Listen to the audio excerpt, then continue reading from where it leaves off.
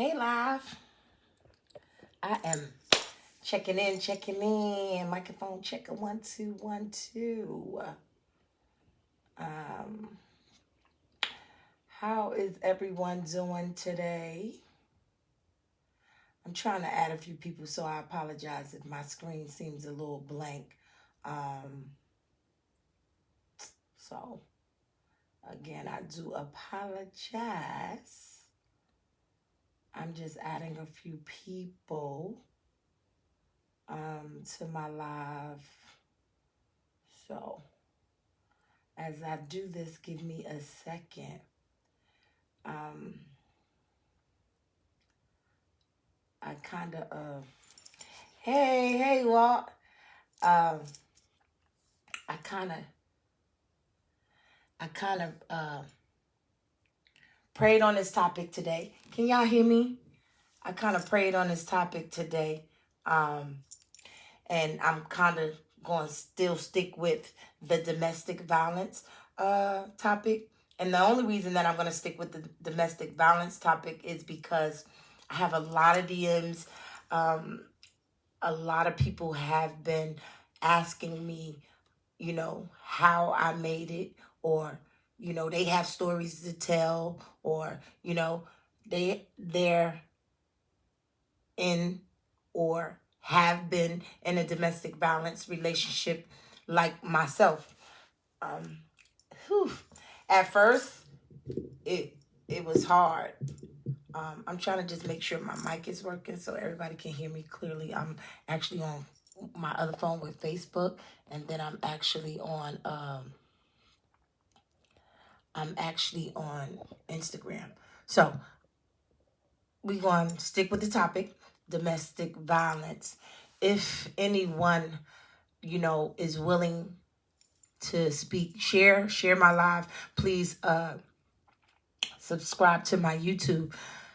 It's called Glam Talk. If anyone that is watching or that may join the live have something to say, because I don't have all the answers. I can only speak on what I've been through or what helped me get through it. So if anyone that is joining my live that can talk about domestic violence, because domestic violence is a situation that men and women might go through. And a lot of people don't talk about it because either they're scared or they feel as if no one will listen, or they don't have an ear, or they feel like somebody will judge them. Hey, thank you. Will judge them. And I'm not here to judge anyone because of my situation. I've been through a lot, and my domestic violence relationship lasts for about 9 years. I was 21. I was 21 again, and you may have heard it before, but I'm going to keep repeating the story because my story may save a soul. I was 21 when I got into this relationship, and for the first 3 years, the relationship was amazing. And when I say amazing, it was, he did everything to win me over, to get me in that perfect place. Hey, to get me in that perfect place, to make me feel comfortable with loving him. And when I say loving him, it means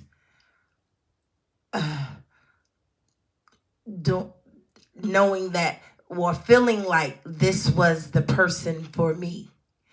And in the midst of this person being for me, I did everything that I thought I could do to make him happy, if it makes sense. And in the midst of me making him happy, I kind of lost myself in the relationship. Some people might think like, well, I'll never be in a relationship where I feel like I love a man more than myself. You can never say what you will or will not do until you cross those bridges. And in the midst of crossing those bridges, it's like, because I know I probably said plenty of times what I won't do, or I'll never let a man hit me, or I'll never let a man treat me like this.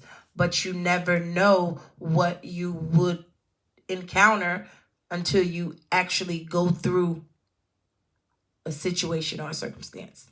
Make sense?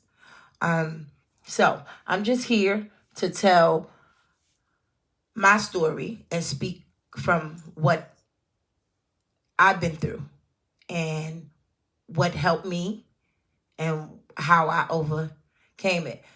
So again, I made it. So basically that's my topic, being able to make it through a domestic violence relationship. And at times it gets rough because you don't know who to trust. You don't know who's going to help you, who's going to be on your side. You don't know if somebody's going to judge you or look at you funny or even make you feel some type of way. You already feeling some type of way because you're in this situation. And to talk to somebody who you thought or think is your friend or even a family member and they judge you, it makes you feel even worse.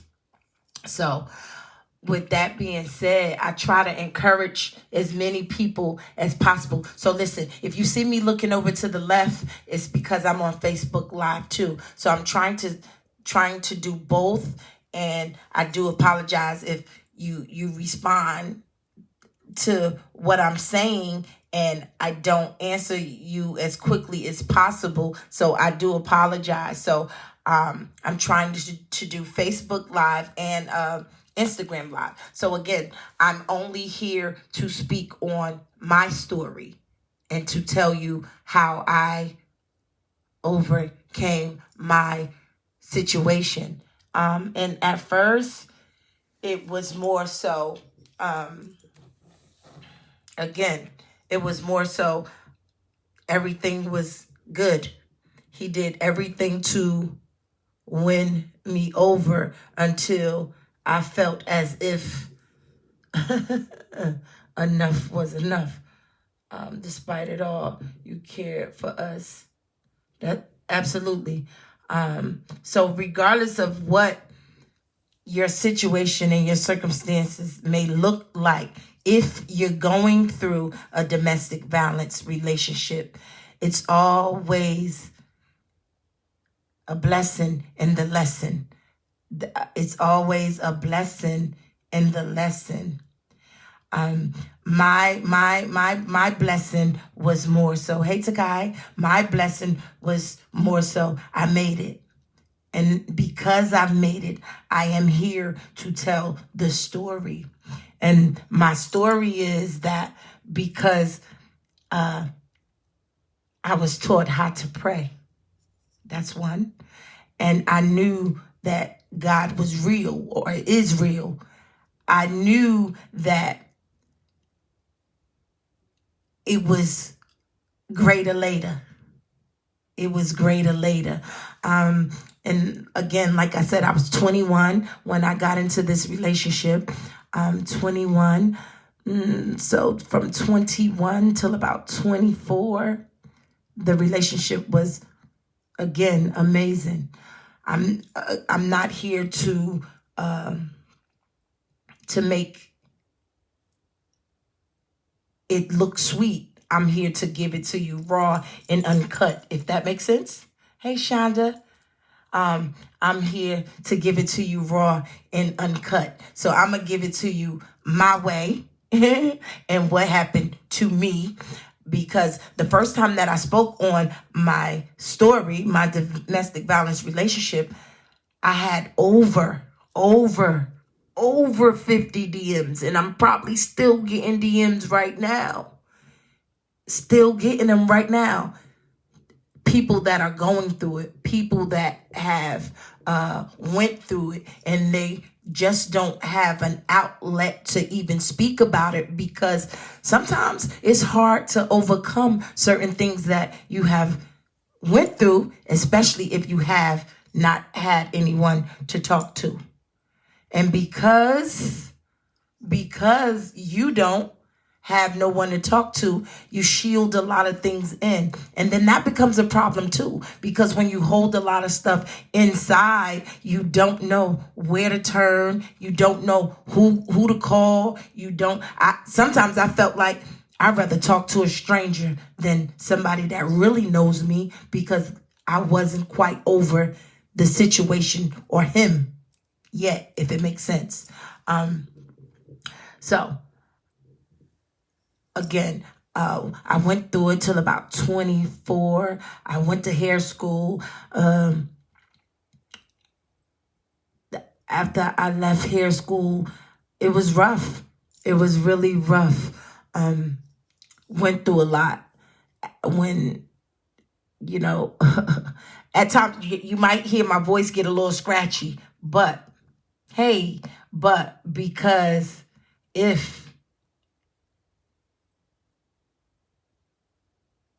wow. Can you DM me? And if you DM me, I will respond. If you DM me, I will respond. But you don't have someone that you can talk to, and that is a problem people will overcome by yelling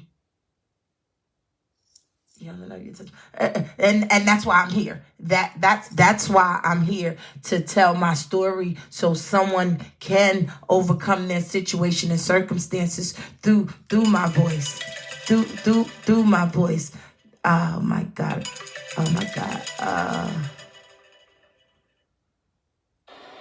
I'm actually on live. Who is this? I'm on live. Yes, so I do apologize. For that. So I'm actually here to tell my story on my situation. So I probably can be, I'm trying to get my, oh wow, that's the devil, nobody but the devil. Nobody. There it is.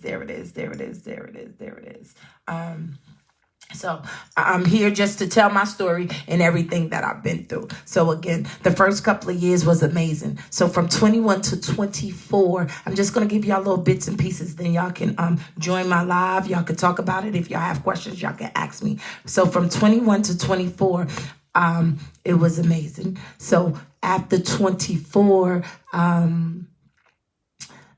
he was a street dude. Let's say that. He was a street dude. So the money started getting slow. So in the midst of the money becoming slow for him, the attitude changed, maybe. The attitude changed. The movement changed. So it was like he felt like as if I was making more money than he was at the time, because the block was slow. So with the block being slow, I took the abuse. And when I say abuse, it means not always hitting. It was physical, mental, and abusive. So it was all these things in one.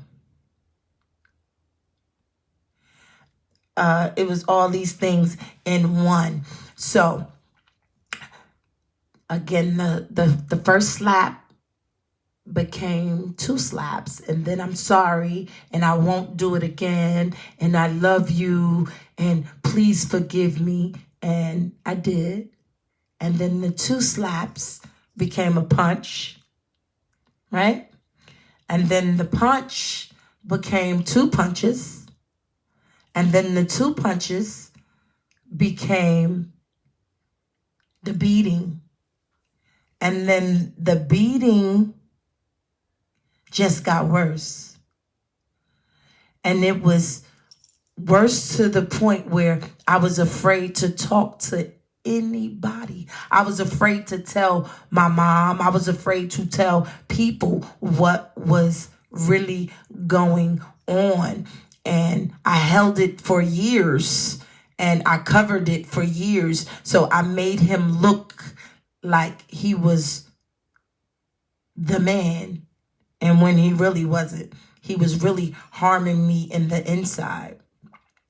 So in the midst of him harming me in the inside, I held all of that in. So I can talk about it now. I can talk about it now because I made it.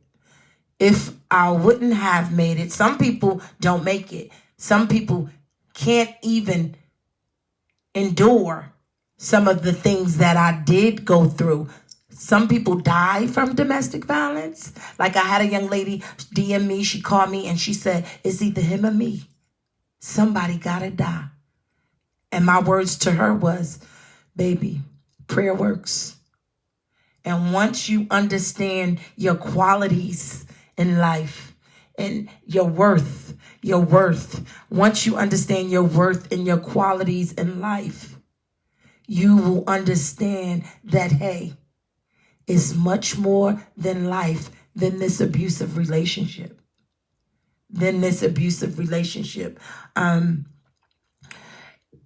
I thought things would get better because he apologized. He said, I love you. And he did this and he made it seem good. But it didn't. It got worse. It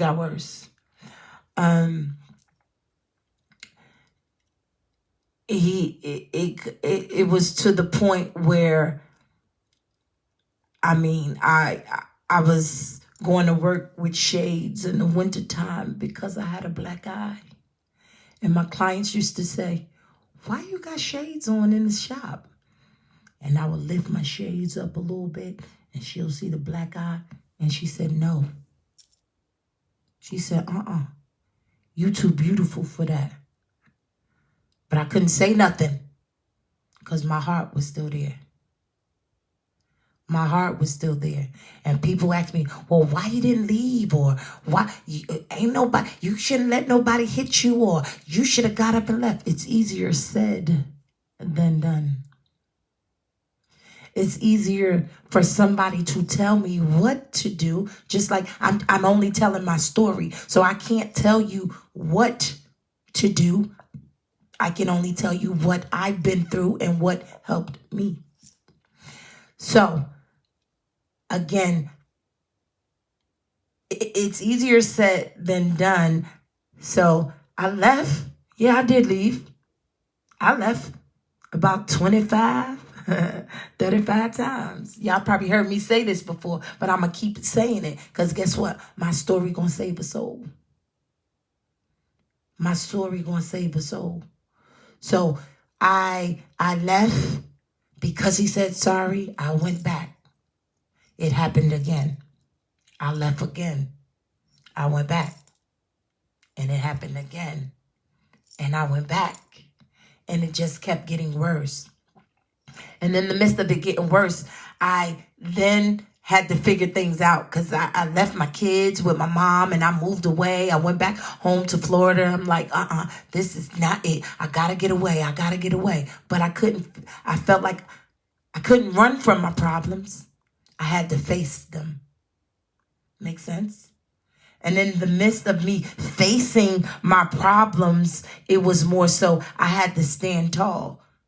Because I would hear my grandmother in the back of my head saying, this battle is not yours. It's already won. It's already won, but you got to do what you got to do so God can see that he done fought this battle for you already. So you gon' win. You gon' win. But I need you to stand right there so I can show the world that you won. Make sense? Makes sense. So in the midst of me going through what I went through, I'm not going to get in depth with details. If you subscribe to my YouTube, a lot of everything is going to be on my YouTube. On January the 29th, I will be speaking about it. So I will have the Zoom information for everybody to log in and ask me any question. Even if you have questions right now, you can still ask me questions now. And if I can be of any help to you, I can only give you the help that helped me.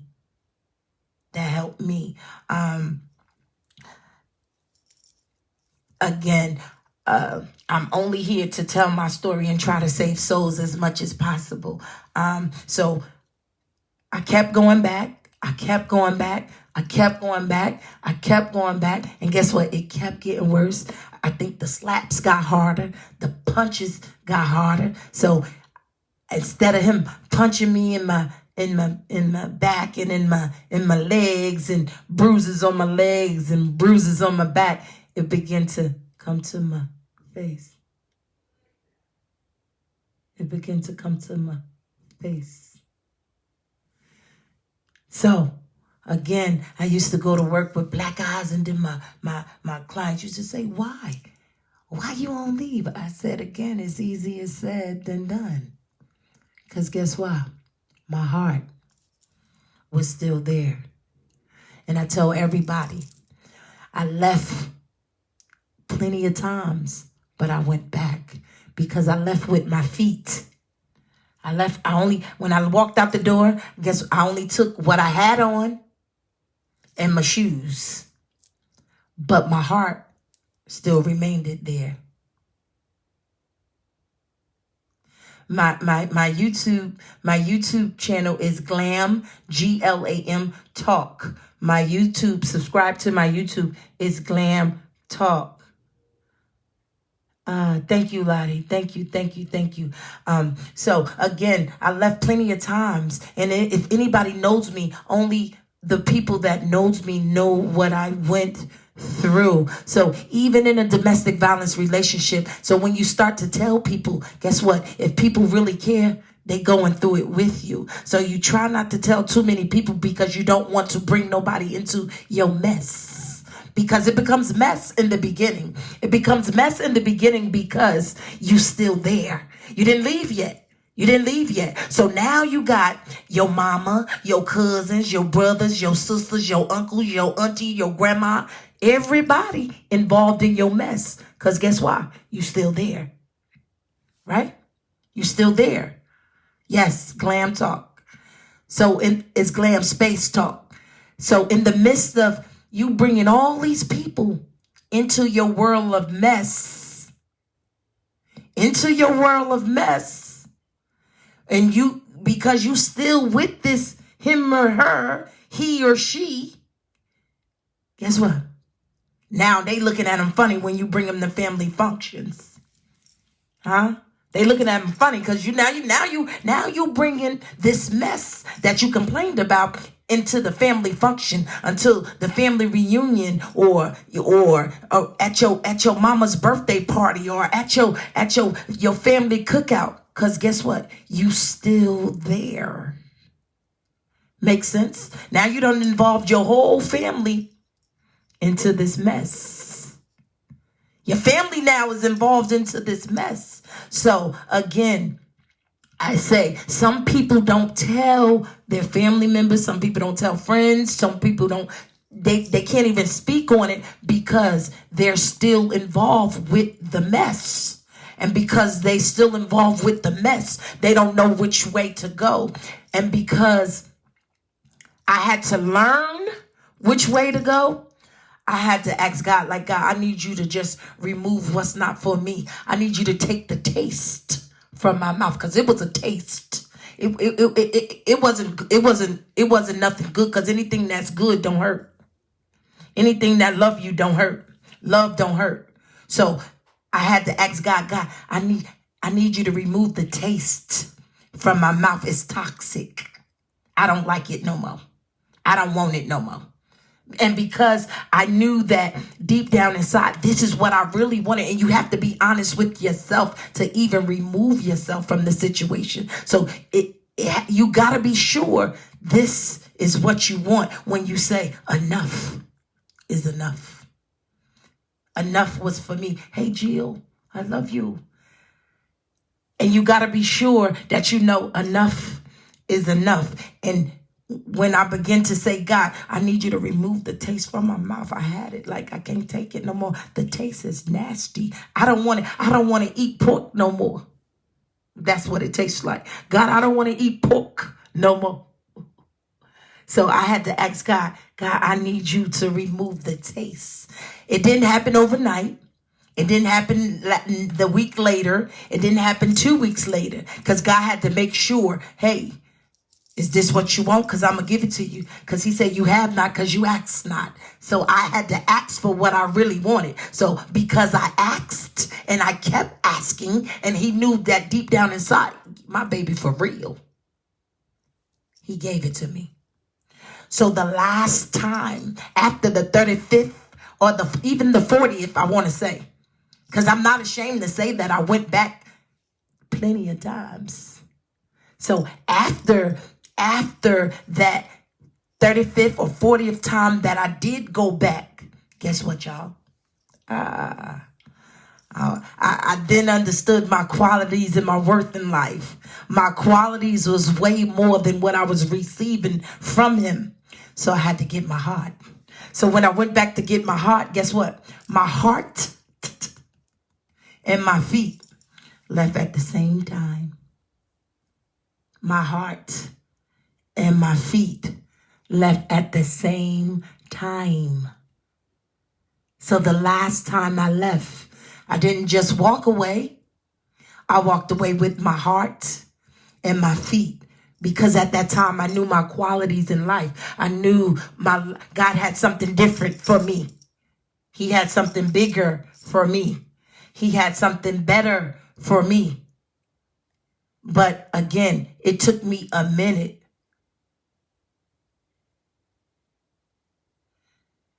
It took me a minute to understand what I was really going through, or what I was up against. It's like, you got a lion and you got a cat, and you got the cat fighting the lion. Hey, Corey. You got a cat fighting the lion, but you had to know your worth. And because my worth was more than what he was giving me, I left the last time with my heart. With my heart. Thank you. Thank you, Corey.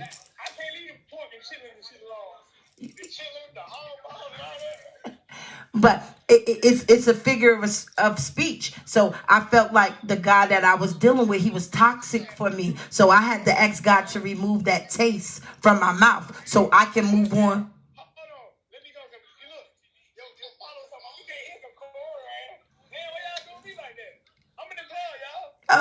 Corey.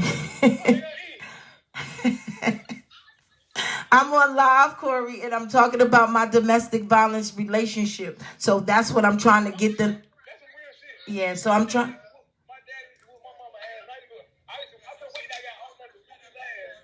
Right, but you experienced that. But did you say that you're gonna do that to your female, or did you say I will never hit a female?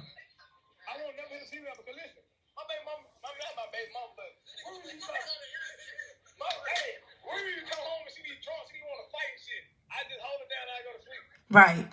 Never allow yourself, because a man is always stronger than a woman. So I feel like even if a woman do hit you, they're provoking you. That's a provoking spirit. So you got to know how to discern the two. Like, okay, I don't want to hit this woman because I seen my daddy beat my mama. I promised myself I will never hit a woman, but because some people mentality isn't as strong as yours. So some people seen their daddy beat their mama. So guess what? They felt like that was the way to go. My daddy did it to my mama.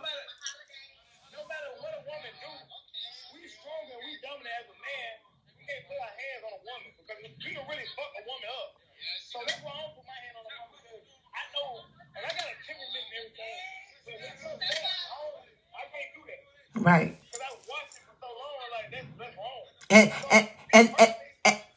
And that's your way of thinking. But some people willpower isn't as strong as yours, so they feel like, hey, I'm gonna beat her because guess what?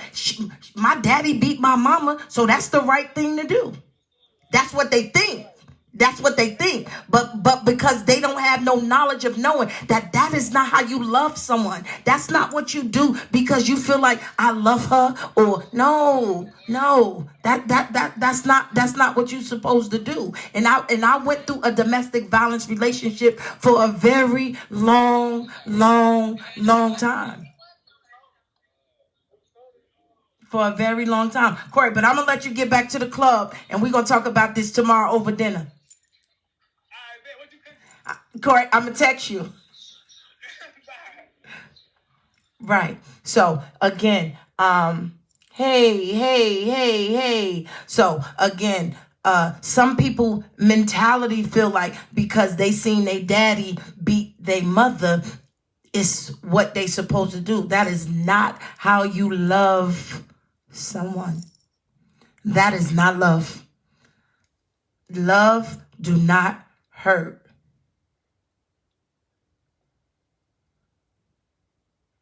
Right, TT, is the fact that they watched a woman, meaning their mother, beat their dad, beat their mother.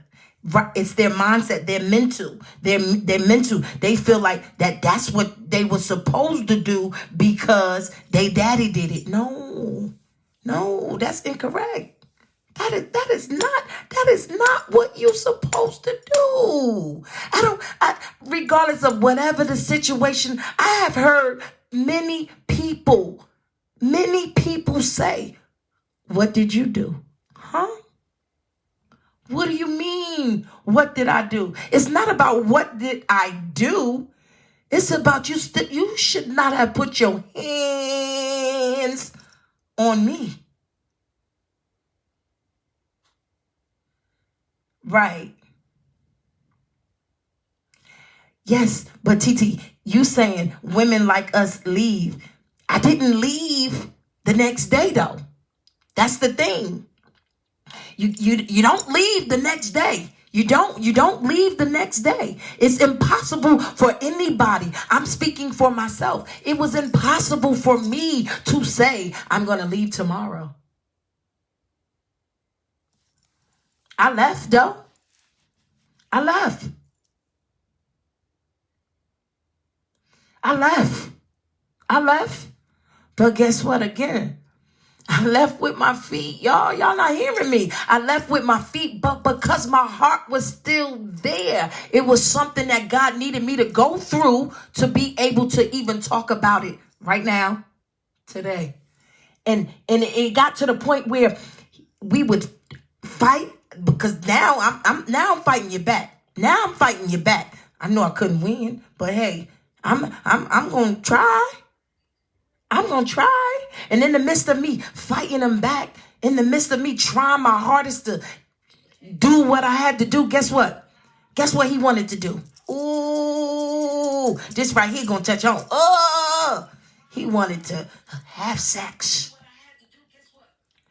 So in the midst of him wanting to have sex, guess what it felt like? It felt like he was raping me.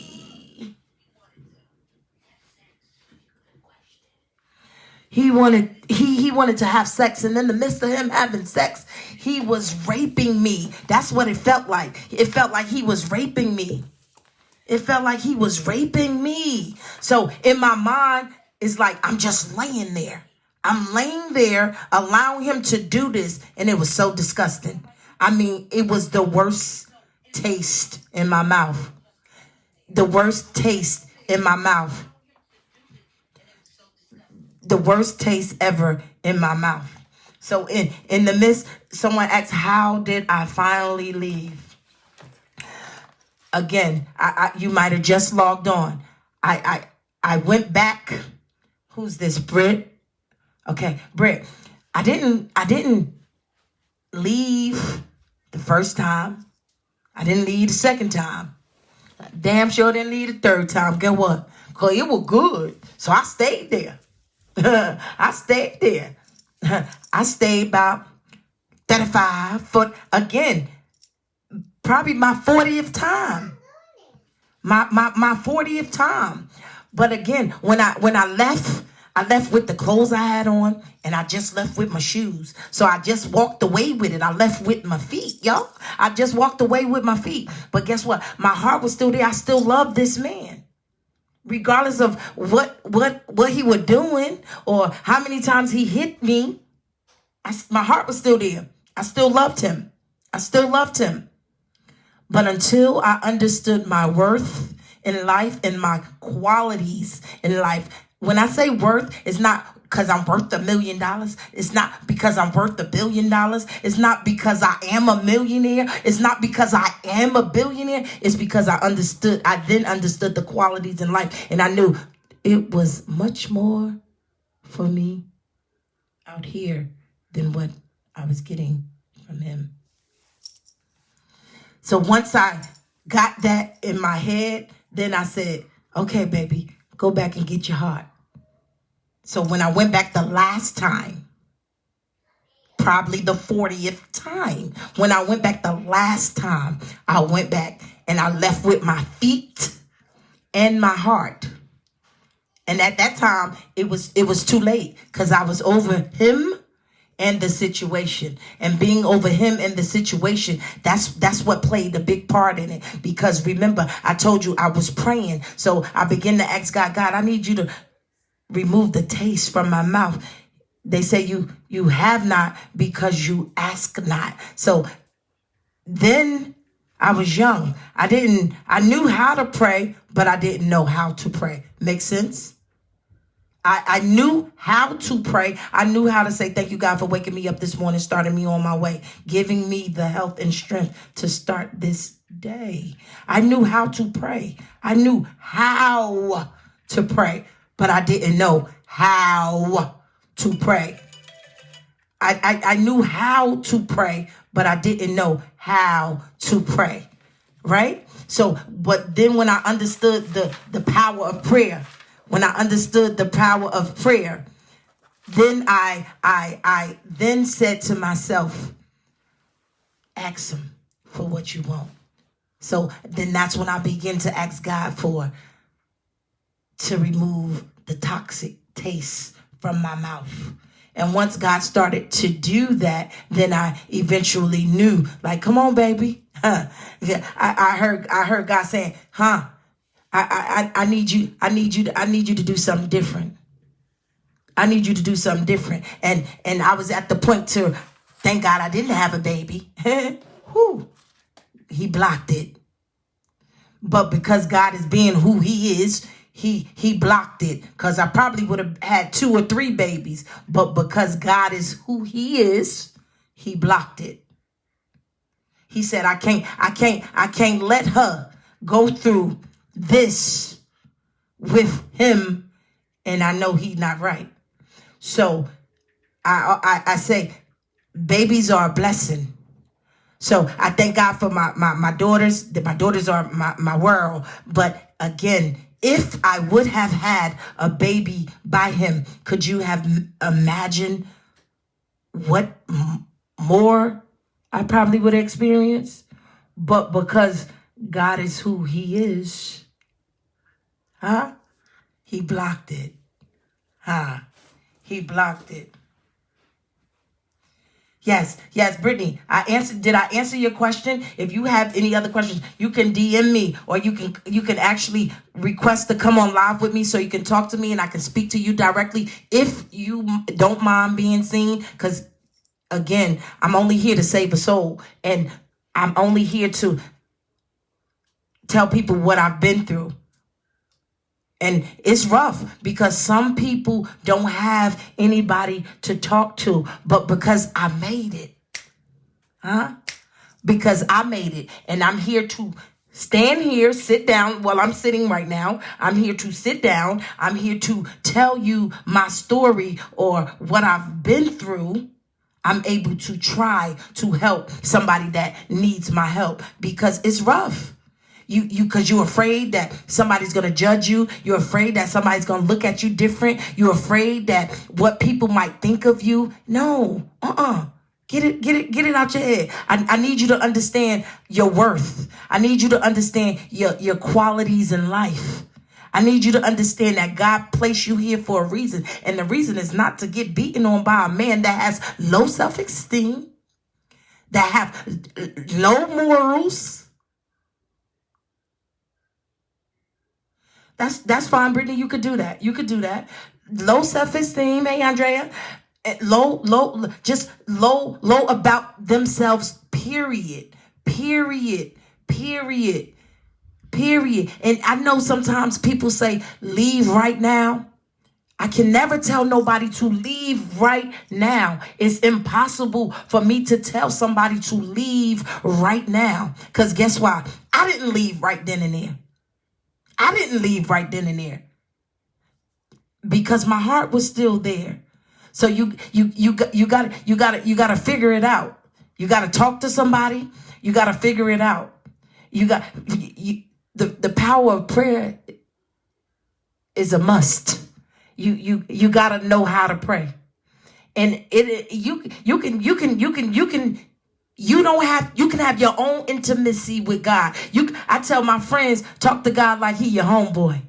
You know how you sit down and you talk to me and be like, yeah, because I wish, talk to God like that, because guess what? He understands. Because God understands. And God already know what you're going to go through before you even go through it. Make sense? Because the book is already written. It's already written. He said, okay, this here child, Candace, you are going to go through this from the age of da-da-da, da-da-da. But you're going to conquer it. You're going to conquer it. So I tell everybody, at 16, I had my first baby. At 18, damn, I did it again. My kids are my blessings. My kids are my blessings. But because God had to allow me to go through the mess, because that's what it was. Because God allowed me to go through the mess. Because again, why I say it's mess is because it's confusion. It's mess. It's mess. It's confusion. And see, God don't bless mess. He don't bless mess. So he needs you to talk to him. He needs you to pray your way through this. So when you do come through it, you can understand how real he is. He needs you to understand, hey, it was only but the grace of God. It was only but the grace of God that got me through certain situations. And baby, when I tell you certain situations, it was to the point where, guess what? He pulled out a gun and I thought it was my last prayer. But guess what? The gun jammed. The gun jammed. The gun jammed. I said, God, it wasn't my turn. It wasn't my turn. And because it wasn't my turn, God allowed the gun to jam. Guess what? Because I would have left my 2 kids behind. God allowed the gun to jam. I told you God don't bless no mess. He knew that was mess. So he allowed the gun to jam. So you can't take her. I need her right here. I need her here to tell somebody this story. I need to prepare her for what's bigger. I need to give her what's greater later. That's what he said. He said, I need to give Candace what's greater later. And look, I had the spirit of procrastination on me because I wasn't going to talk about it. I wasn't going to get on my podcast. I wasn't going to start it. But guess what? I woke up one morning and I said, God, I rebuked the spirit of procrastination. I can talk about it now. I'm only here to save a soul. I'm only here to save a soul. And it got so bad. Like, it really got so bad. Y'all, please subscribe to my YouTube. It's called Glam Talk, GLAM Talk. Please subscribe to my YouTube. Even if you don't catch me online, on live, here on Instagram or Facebook, I will be uploading my videos to my podcast on my YouTube channel. Please subscribe to my YouTube. It's called Glam Talk. It got so bad to the point where he set my car on fire. He used to come to my grandmother's house, and when they say I wasn't there, guess what? He gonna push the door open because he gonna walk through my grandma's house because he want to see if I'm there. See if they lying or not. See if they lying or not. I really wasn't there. I really wasn't there. But because he didn't know, he felt like he had to see for himself. And in the midst of him seeing and knowing that I wasn't there, he left for a couple of days, came back. I remember my mom moved to this house in Irvington, New Jersey. it was on Chestnut Street. My mom had this house on Chestnut Street. So my mom didn't have a driveway. So we used to park on the front side of her house, and then, or either on the side of her house. It was street parking. It wasn't a driveway. So I had a white Mazda MX-6. So I used to park in the front or wherever I could find park at. And then one morning I went outside and something said, look to the left. I looked to the left. So in New Jersey, we really don't have trees and bushes. So if you look to the left or the right and somebody following you, you probably can see clearly. You probably can see clearly. So I seen him clearly to the left of me. And I was like, he is watching me. So I put the kids in the car real fast, and I got in the car and I drove off. And I was like, darn, he probably was waiting to see if I was coming out of my mom's house with somebody so he can start some bull crap, or see if I would have came outside by myself without the kids, what would he have done? What would he have done? So I at that time, I let my apartment go, and I was staying with my mom, and he knew my mom's house. He knew my grandmother's house, and then he knew a few of my friends' house. And I had this one friend, and I used to call her like, can I spend the night at your house? And she'd be like, yeah, come on. So it's either she lived in this apartment complex. It was called Bassett Terrace.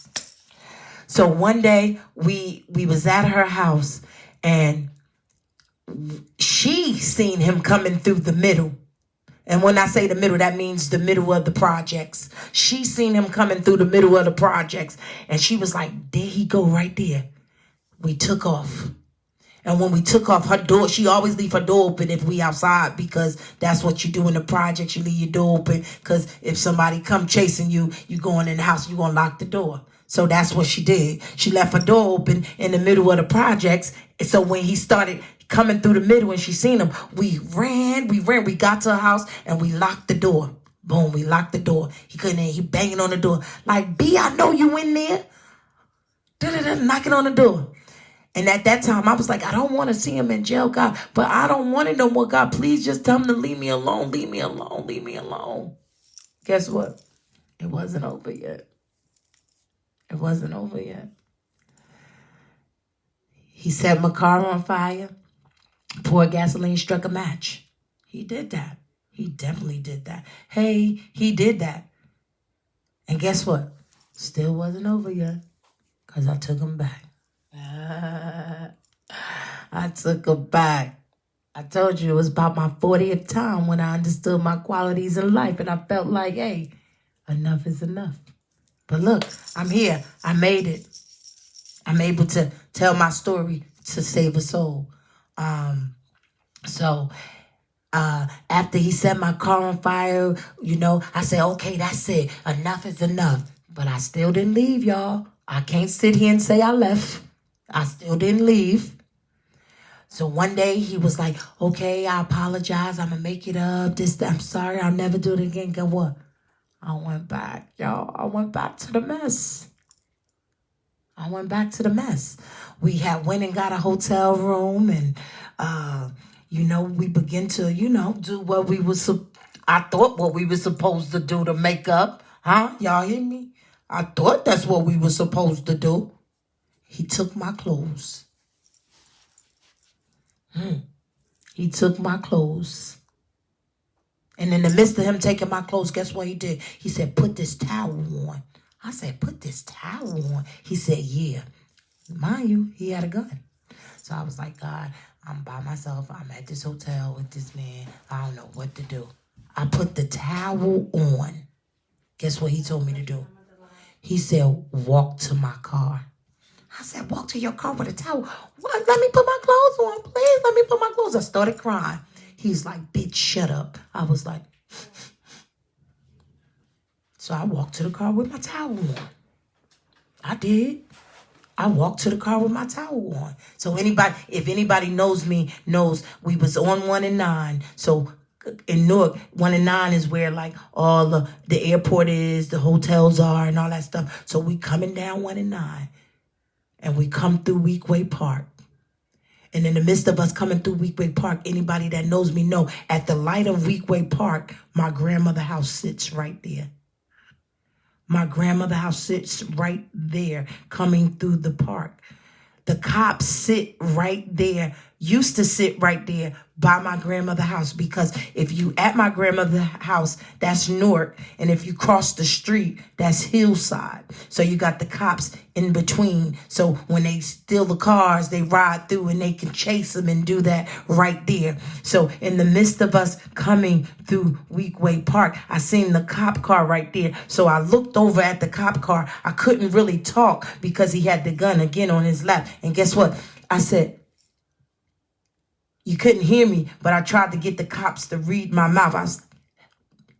I was saying, help me, but I was speaking it to myself, but I was trying to speak it out loud. My cousin is actually on my Facebook Live, Veronica. Listen, I had to leave and move to Florida with her.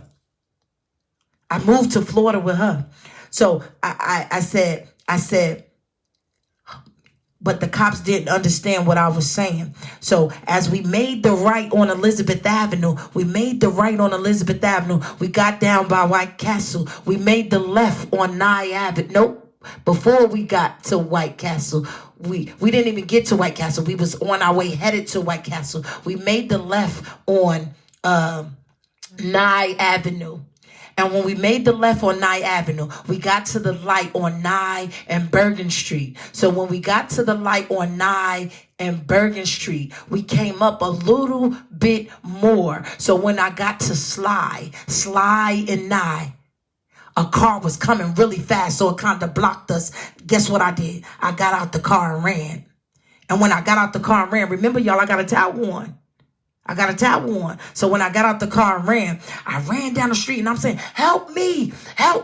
Now it's the middle of the night. Nobody hear me. I'm like, help me. Please, somebody help me. I started banging on doors, banging on doors. Because now he in the car. He coming down the one way because I run down the one way. He coming down the one way. Me not thinking like, oh, he crazy. He ain't going to come down this one way because cars going to come. He still came down that one way. So in the midst of me getting out, I got a towel. I'm running like, help me. I see these girls. It was maybe about 4 girls. They was in their window. They was dancing, jamming. I knew somebody was there because I see them. And I'm knocking on the door like, help me, please. He trying to kill me. Help me. Guess what they said? Beat her ass. They said, beat her ass. So at that time, I didn't know what to do. So I stopped looking like, y'all really going to tell him to beat my ass? So he got out the car. He caught me. So in the midst of him catching me, guess what? He beat me. And in the midst of him beating me, at that time, right then and there, at that very moment, at that very last moment, that was it for me. I think that was my 40th time. So when I finally, the next morning, when he finally dropped me, you gonna call me? I'm sorry. Yeah, I'm gonna call you.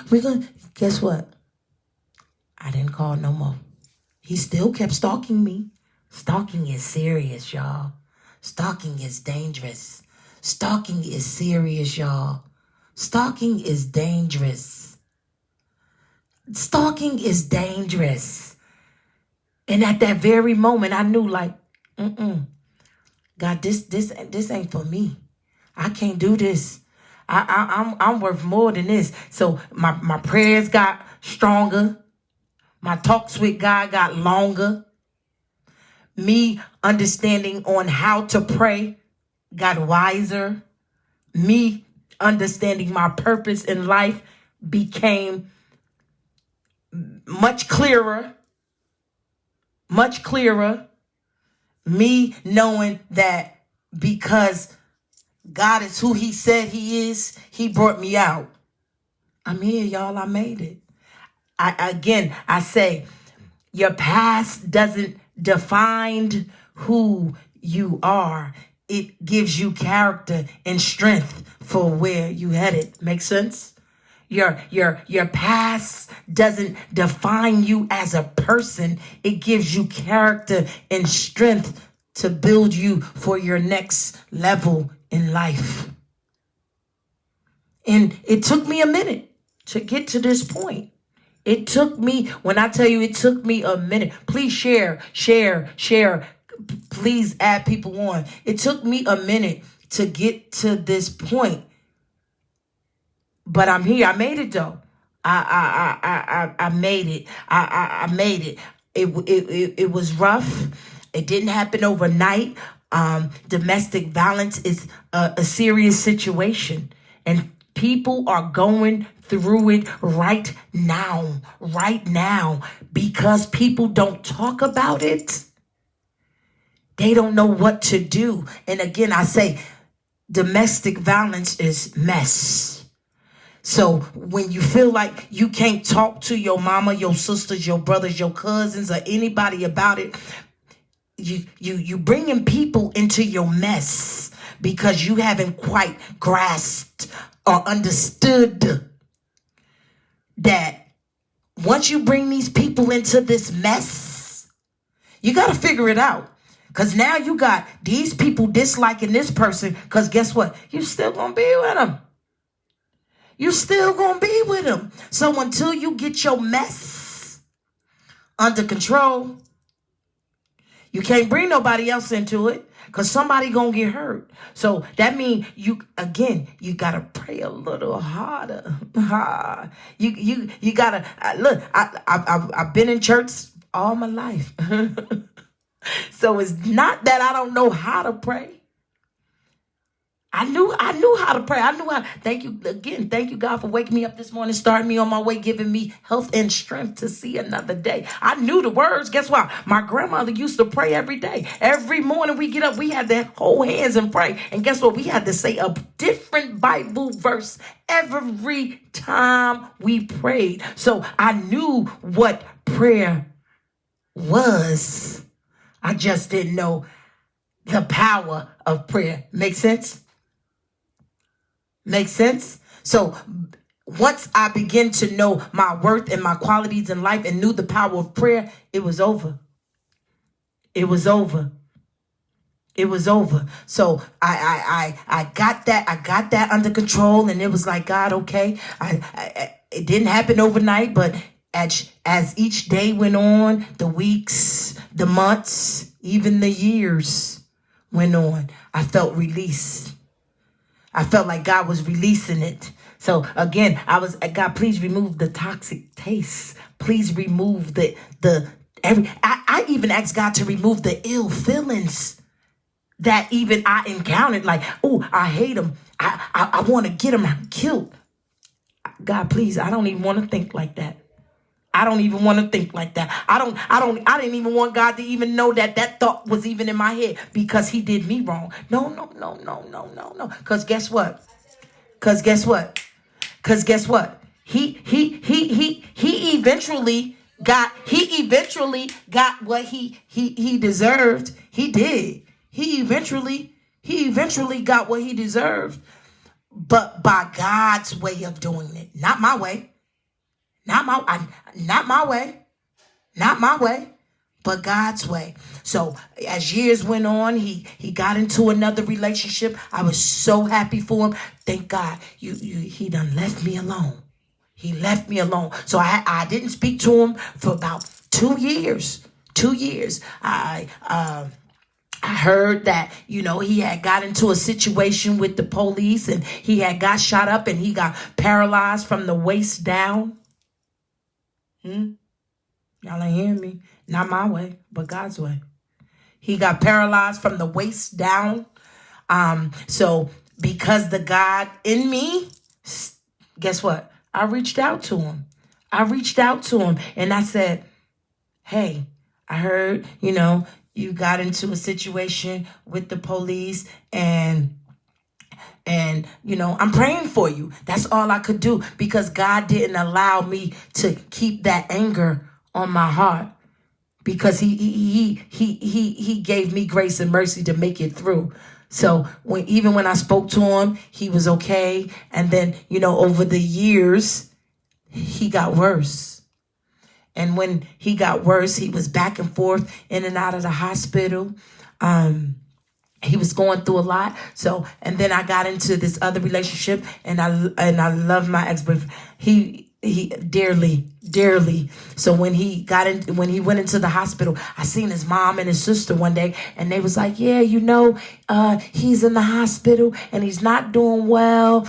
Da da da da da da. And I said, take my number. They took my number. At that very moment, I seen him in Pathmark on Lyons Avenue. No, not on Lyons Avenue, on Bergen Street, across the street from University Hospital.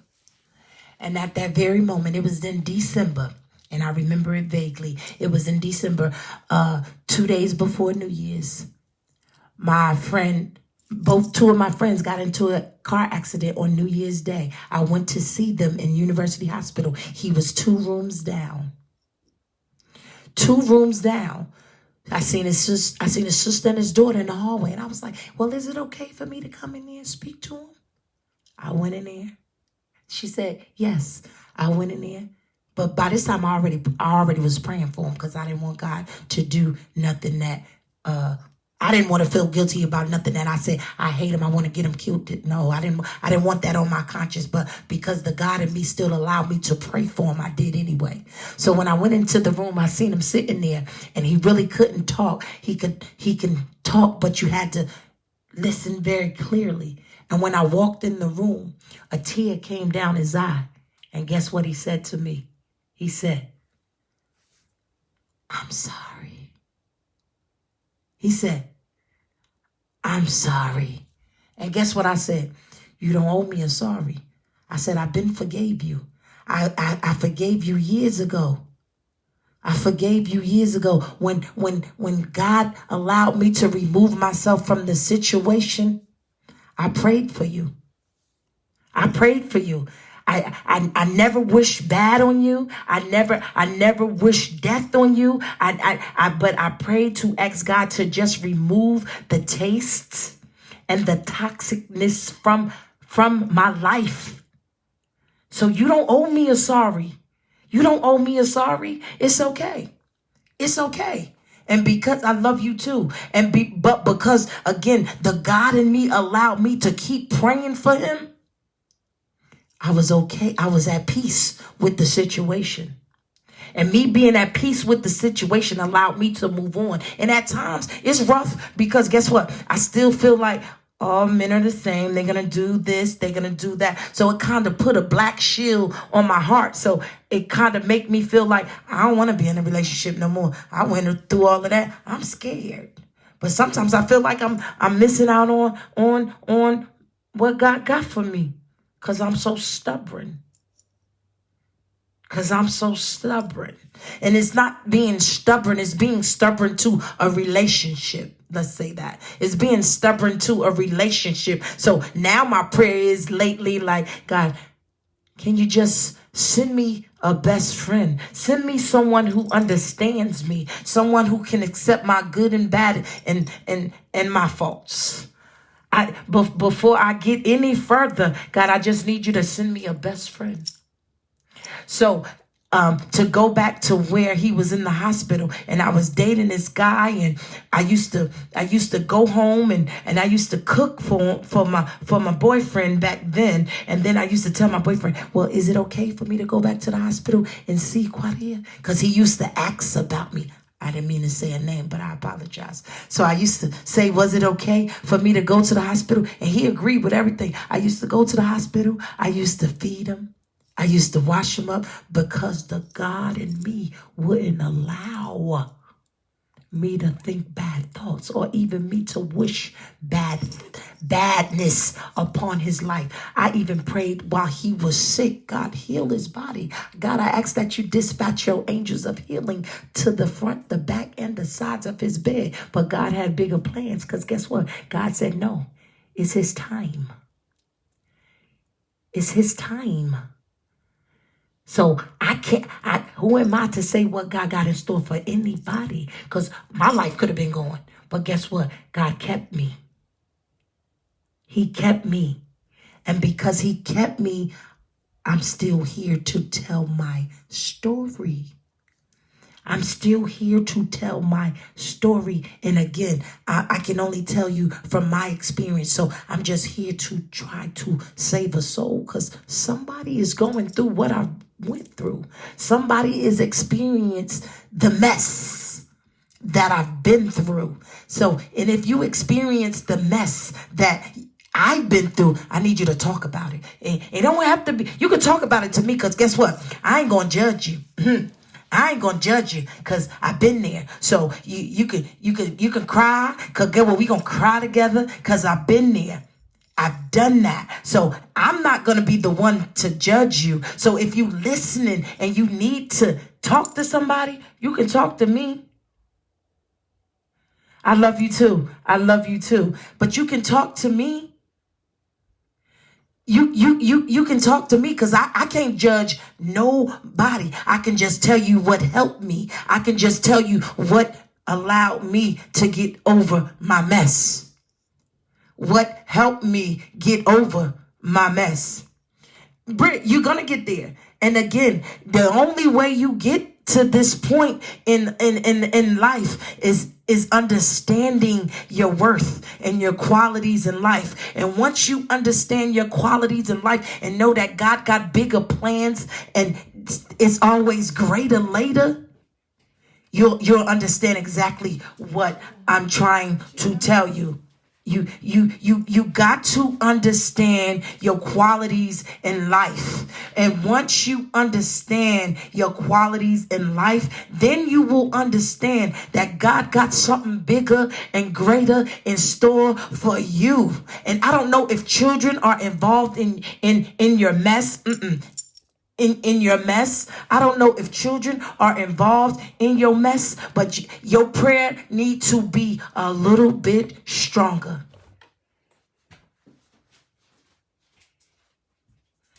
Your prayer needs to be a little bit stronger. Miss Classy, you working on it. You got my number. See, you see me all the time, Miss Classy, but you would have never thought that I've been through this mess. But because you don't know my story, you never chose to talk to me about it. But because I'm talking about it right now, you got my number. You can call me. We can talk about it. We can cry together, because at the end of the day, it's mess. And God don't bless mess. God is not a God of confusion. So he's not going to bless the mess. God wants to cease and dismiss it, but he can't cease and dismiss it because we won't allow him to. Because guess what? We still there. We go back and we stay there. But God needs us to figure it out. Because he gave us the mindset to understand, hey, if I brought you to this point, I need you to understand why you're at this point.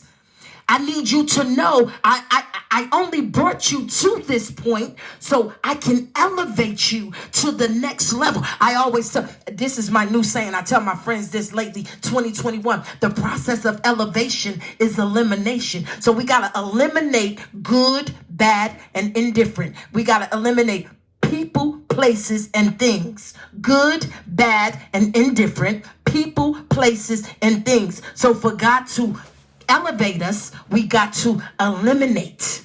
So he needs you to eliminate the mess, because God don't bless no mess. He's not a God of confusion. So if you're wondering, I used to say, God, why me? Guess what I used to hear him say? Why not you? That's what I used to hear God say. Why not you? What makes you different? What makes you different? And I used to say, God, I don't know. I used to cry like a baby. Guess what? At that time, I was afraid to tell anybody. Because again, it was bringing my brothers, my sisters, my cousins, my mamas, everybody into my mess.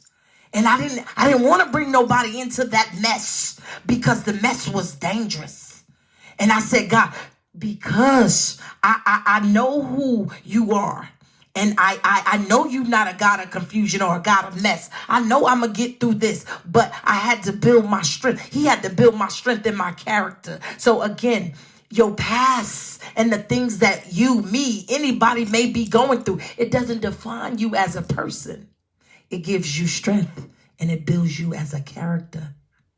It builds you as a character. And some people look at me now today like, oh, she's very aggressive, or no. But you don't know my story. You don't know my story. That's what I'm going to say, though, because you don't know my story. So you never judge a book by its cover. That's if I got a book right here, right? And I look at the cover and I see a young lady with her boobies out and she got on a thong. In my mind, I'm probably going to think, oh, this book about sex, right? But once I read the book, guess what? It's more than sex. It's more than sex. She's telling her story on why the cover of her book is this. So you never judge a book by its cover. You never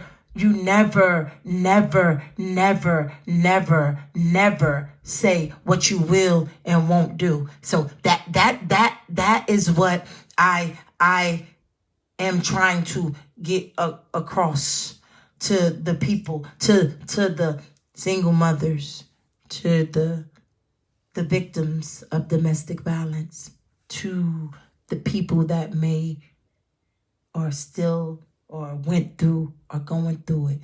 Please, domestic violence is serious. It's serious, y'all. It's very, very, very, very, it's very toxic. It is a toxic situation, but you can do it.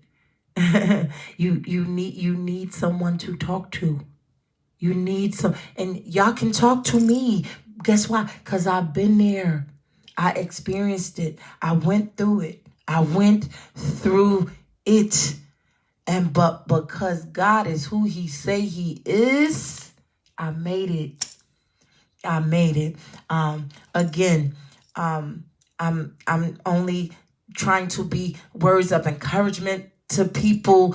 I don't know, just like a few people on here that I do know that might be going through it or went through it and still unable to get past certain points, or still unable to talk about it. You got to talk about it, because guess what? I've learned now that I have to talk about it, because it kind of allow you to go to your next level of grace. And you can't get there with a lot of stuff buried on the inside, because it just don't allow you to move forward. So again, it took a lot out of me to even come on live, to even say I want to talk about it. I had to pray on it first. And I really had to ask God, like, God, should I?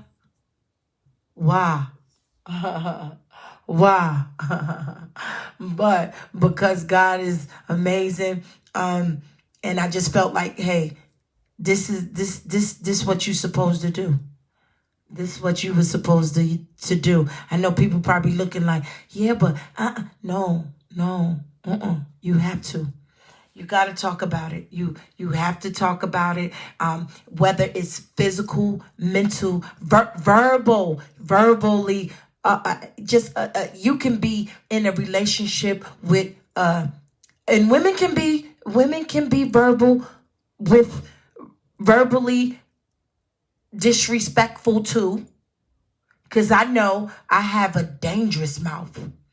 I have a dangerous mouth. Women can be verbally disrespectful too, but domestic violence, whether it's physical, mental or verbally, it's still domestic violence. It's not a good choice in life. It's not a good way of life. So if you in a domestic violence relation, even if you got over a domestic violence relationship, let's talk about it. Let's put something together, because listen, we can save souls. Somebody is crying on the inside that don't have nobody to talk to, that don't have nobody to turn to, but because you or me or Tamika or Rashida got through it, we never know what soul we might save. And I'm asking this because is somebody out there right now is crying inside,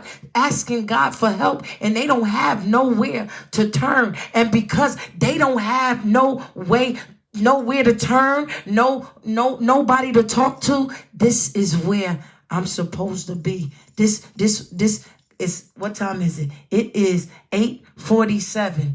God placed me right here, right now, to talk about it. Somebody needed to talk about it. Somebody needed to hear me say that what you going through is mess. And God don't bless mess. And in the midst of God not blessing mess, guess what? He needs you to cry out to him. He needs you to ask for what you want. Again, we have not because we ask not. I told you my prayer to God was, God, I ask you to remove this toxic taste from my mouth. I don't want to taste it no more. I don't want it around me no more. And when he knew that I became serious and I felt like enough was enough, I went back that 40th time, and the 40th time I took my heart. I took my heart. And when I took my heart, I didn't even look back. I didn't look back. No, I didn't stop praying. Once God released me from the situation, I just prayed and thanked God even more, even harder. And guess what? I made it. I made it. I made it. I really made it. And I thank God for being a gracious God. I mean, a lot of people might see me. I might even get on live later on tonight. Guess what? And I might go smoke me some hookah and have a drink. But guess what? I know who God is, though. That don't define my character. That don't make me not know who God is, because I might go. Because guess what? Salvation and deliverance is two different things, if you don't know that. Salvation and deliverance is two different things, because God can deliver you from something every day that you wake up. God, I need you to deliver me from smoking this hookah. God, I need you to deliver me from smoking this hookah. I don't smoke marijuana, don't smoke cigarettes, but I do smoke hookah. God, I need you to deliver me from smoking this hookah. So deliverance happens daily. So it's like you say your affirmations. God, I am a millionaire. I am a billionaire. So it's affirmations. To be delivered from something, you have to constantly say, God, I need you to deliver me from smoking this hookah. It's going to happen. But when you save, that means you living like God. And it's not that I don't live like God, because I know who God is. I know what I'm supposed to do, but because I'm living in the world of flesh. Y'all ain't get me? But because I have a mind of my own, so I don't follow the crowd. I follow myself. But because I'm living in the world of flesh, I do. I go out. I do. I go out, but don't judge me as a character. Don't judge me, because it doesn't define me as a person. It doesn't define me as a person, but it still allows me to live my life. And I still know how to pray. So I still pray and I still ask God for whatever I'm asking God for. I still pray and say thank you even when I didn't get a blessing. But I guess what? I know my blessing on the way, though. I know my blessing on the way, though. I know my blessing on the way, though. So, again, I am only here to try to save a soul. That's it. I'm not trying to do. I'm just doing what God allowing me to do. What God is allowing me to do is to save a soul. I went through a domestic violence relationship. Was it easy? Hell no, it wasn't easy. Was it rough? Hell yeah, it was rough. Was I scared at first? Yes. Yes. Did I have anybody to talk to? No. Was I afraid that people was going to judge me? Yes. Was I afraid what people was going to say? Yes. Was I afraid that people was going to talk about me? Yes. But guess what? I don't care no more now. Y'all can talk about me. Y'all can even make this video go viral. Because guess what? Guess what God said? I got something greater because I allowed you to get through it. Huh? So your purpose wasn't what you thought your purpose was. This your purpose right here. This it right here, Candy. This it. Candace, I need you to speak to the single parents. I need you to speak to the women that are going through this right now. I need you to speak to the people that went through it, that can't talk about it, that need to talk about it because they still got it on their heart and they still feel evilness and hatred for this person. But guess what? God can't elevate you to your next level if you still got hatred and evil on your heart. You can't do it. So you gotta ask God to forgive. You gotta ask him to forgive everything, all the things that you thought, everything. You gotta say, God, please, I ask that you remove it, and he will do it. But you gotta make sure that this is what you want, because he gonna give it to you. He's definitely gonna give it to you. He's definitely gonna give it to you. Again, I got on here to just speak to the people on my Facebook Live to my left, my Instagram Live. Y'all please subscribe to my YouTube channel. I'm waiting for the young lady to edit some of the videos that I do have on my phone. So once she does that, we're going to upload them to my YouTube channel. My YouTube channel is Glam, Glam Talk. So even once we get to the point where God has placed it on my heart to say, okay, we're past the domestic violence part of it. Now let's take the domestic violence part of it and let's talk about how well you heal to move on to your next relationship. How well you heal to move on to your next relationship, because that being in a domestic violence relationship can cause you not to even heal to the point where, like myself, you can't trust nobody. You got a black heart. You feel like all men are against you, and every man gonna put their hands on you. And if they do something one time, you don't give them a second chance. I ain't giving nobody no second chances no more. Guess what? Baby. Well, first of all, I wish a nigga would this time around. I wish a nigga would put his hands on me this time around.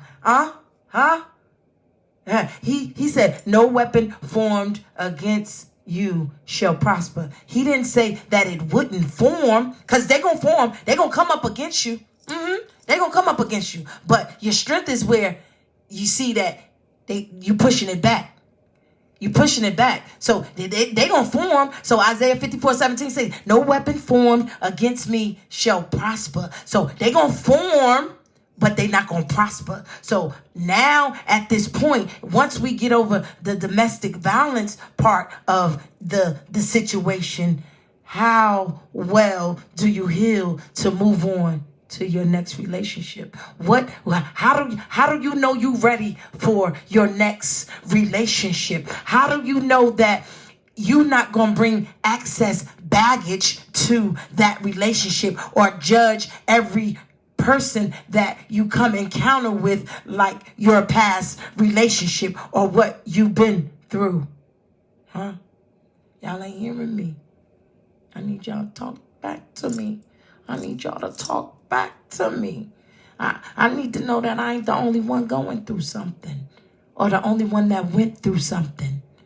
That's what I want. I need y'all to know that I need to know that I'm not the only person that may have went through a domestic violence relationship. And don't be shamed though.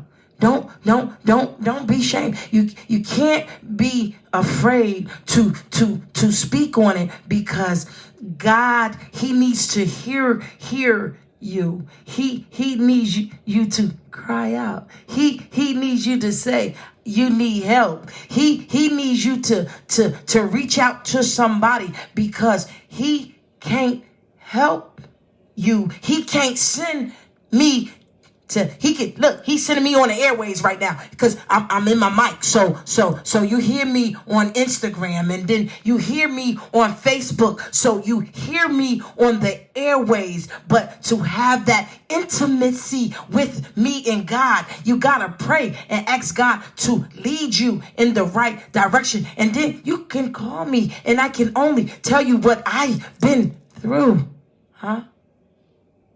I can only tell you what I've been through. I can only tell you how God's grace and mercy kept me. Y'all ain't hearing me. Y'all, I need y'all to talk back to me. I need to understand that I'm speaking to somebody. Somebody right now is crying on the inside. They don't know. They don't know where to go. They don't know who to call. They're afraid that somebody is going to judge them. They're afraid that somebody is going to look at them different. Don't worry about them looking at you different. Look at the bigger picture. Look at the bigger picture. Look, the bigger picture is God has something greater later. Look at me. I made it. My greater is now, because I'm able to come through the airways. Y'all hear me on my mic. Y'all hear me on Instagram. Y'all hear me on Facebook. Y'all can check out my YouTube channel, and y'all can hear me tell my story. But guess what? This was all in God's plan, not mine. Y'all, I don't want to get on here and talk to people, but because God want me to do this, I had to. But because God want me to be here, I had to. Please, y'all, if you in a domestic violence relationship, please reach out to somebody. It is 9:00. I said I was only going to be on here for about 35 minutes. I was on here for about an hour. So I appreciate everybody that did come on. If you have any questions or anything that you feel like you need to talk about, my name is Candace. Everybody call me Candy. Subscribe to my YouTube channel. It is called Glam Talk. GLAM Talk. So domestic violence is one of the touchy situations that I'm gonna stay with for a minute. I'm gonna stay right here for a minute. I'm gonna stay right here for a minute, because I feel like enough people didn't hear my story.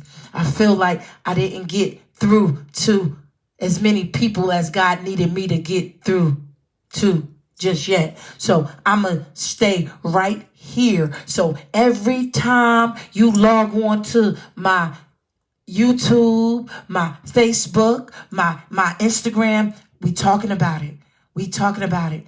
We talking about it.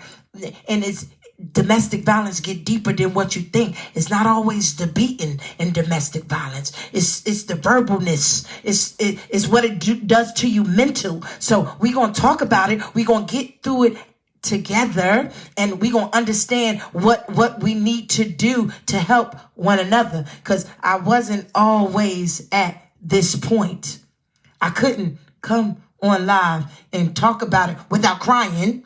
I couldn't tell my story without shedding a tear. And don't get me wrong, because I still might shed a tear when I talk about it. But because God needs me to save a soul, or he needs me to get my point across so y'all can hear what I'm trying to say clear, he's blocking my tears. So if you choose to call me one-on-one, we might cry together on the phone. We might cry together on the phone.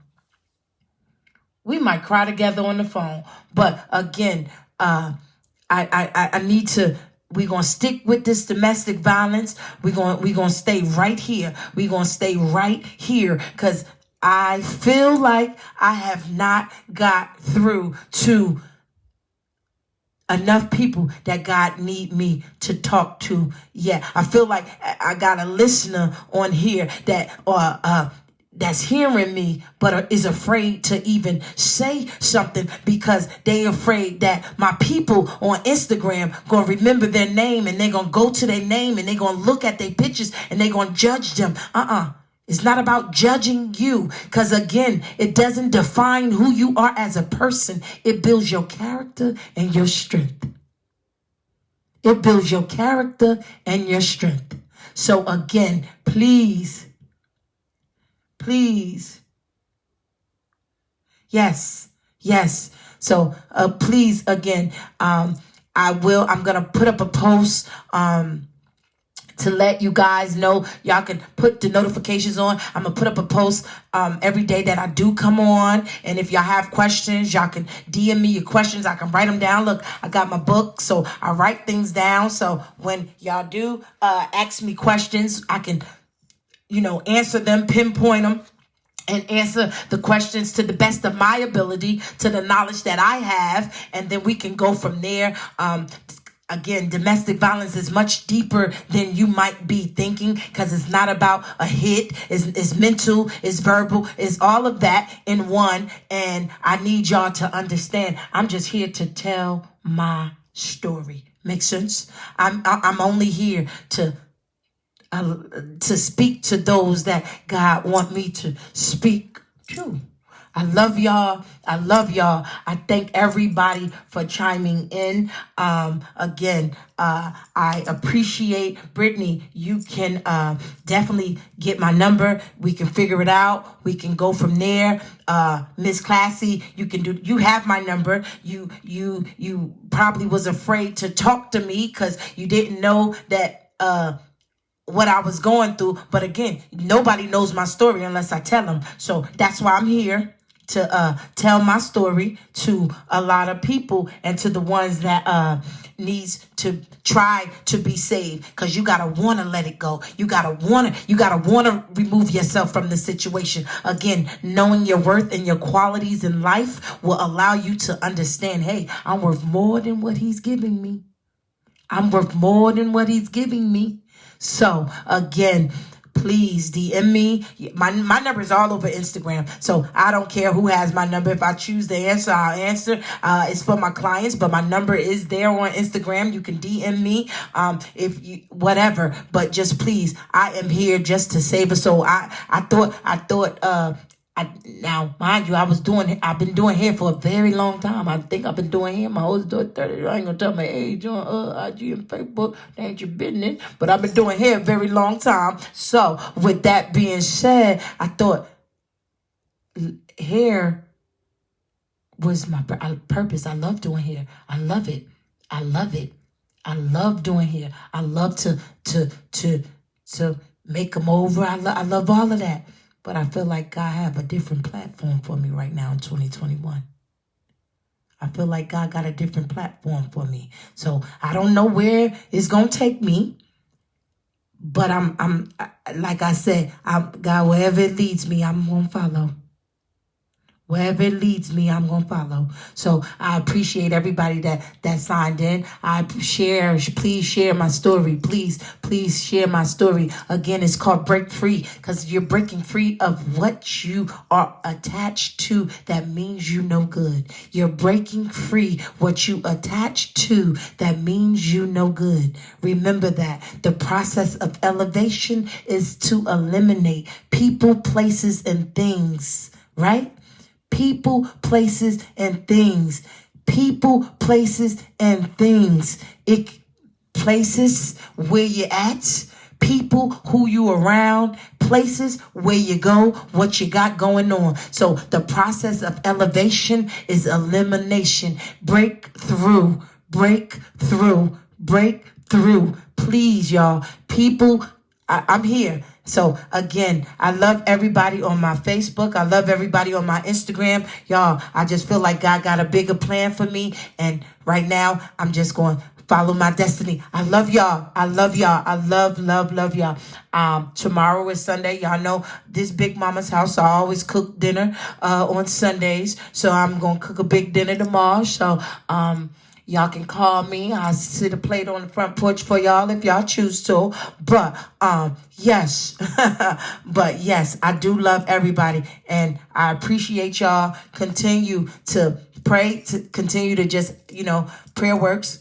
Just ask God exactly what you want. Talk to him like he your homeboy. I say that all the time, So at the end of the day, I love you too, Auntie. Share the story. Share, everybody, please. And I love you guys. And I'm not sure if tomorrow I'm going to log in, but I will definitely put a post up and say, hey, I'm going to go on live at whatever time. And if y'all have questions, please feel free to ask me any question you want to ask me. There's no bad question. There's no dumb question. There's no dumb question. I used to think that, no, I can't ask that question because I'm gonna look stupid. There's no dumb question.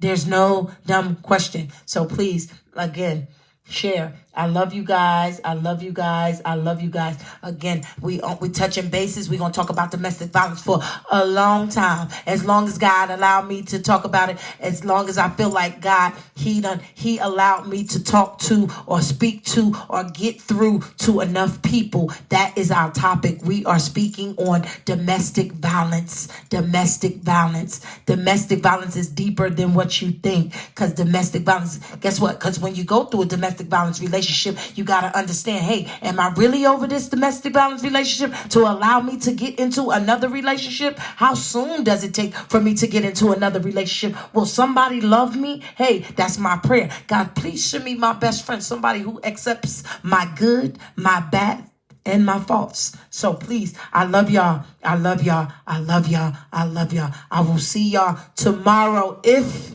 I decide to log in. If I decide to log in. I appreciate y'all. I love y'all. Please, I love y'all. Shan, I love you. I love you, Shan. I love you. I love you. I love y'all.